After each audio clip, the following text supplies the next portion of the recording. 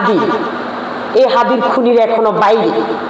এই হাদি মৃত্যুর আগে আমাদেরকে একটা কথা জাগান দিয়ে গিয়েছে, একটা স্লোগান দিয়ে গিয়েছিল। সে বলেছিল, উই ওয়ান্ট জাস্টিস। আমি যদি কখনো রাষ্ট্রের কথা বলতে বলতে মারা যাই, আপনারা আমাকে কিছু দিবেন না, চাই না, তবে আমার সঠিক তদন্ত করে কারা আমাকে খুন করেছে সেই বিচারটা যেন আমি পাই।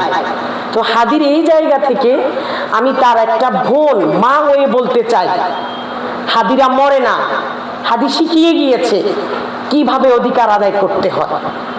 হাদিস শিখিয়ে গিয়েছে কিভাবে বাংলাদেশকে রক্ষা করতে হয়। আমরা রক্ত দিতে শিখেছি, আমরা জুলাই যোদ্ধাদের সাথে ছিলাম, আমরা ফ্যাসিস্টদেরকে তাড়িয়েছি। আমাদের এই 10 দলীয় ঐক্য হ্যাঁ ভোটের সাথে আছে। বাংলাদেশে কোনো ধরনের অপরাজনীতি, বাত ব্যথা, প্যারালাইসিস কিংবা আর্থ্রাইটিস, আধুনিক ফিজিওথেরাপি ও পুনর্বাসন চিকিৎসায় নির্ভরযোগ্য নাম ডিপিআরসি। কোনো ধরনের চাঁদাবাজ, টেন্ডার, লুটতরাজ করার সুযোগ নেই। এই জন্য সুযোগ নেই, এখানে ইনসাফের রাজনীতি কায়েম হবে।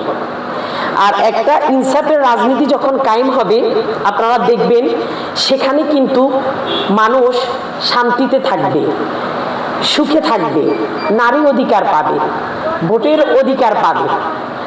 এবার কিন্তু আমার মা বোনেরা 2টি ভোট দিবে, আমি সেটাও আপনাদের মাধ্যমে আশ্বস্ত করতে চাই। একটি হচ্ছে আমাদের যোগ্য প্রার্থী, যোগ্য মার্কার ভোট, আরেকটি হচ্ছে আমাদের হ্যাঁ ভোট।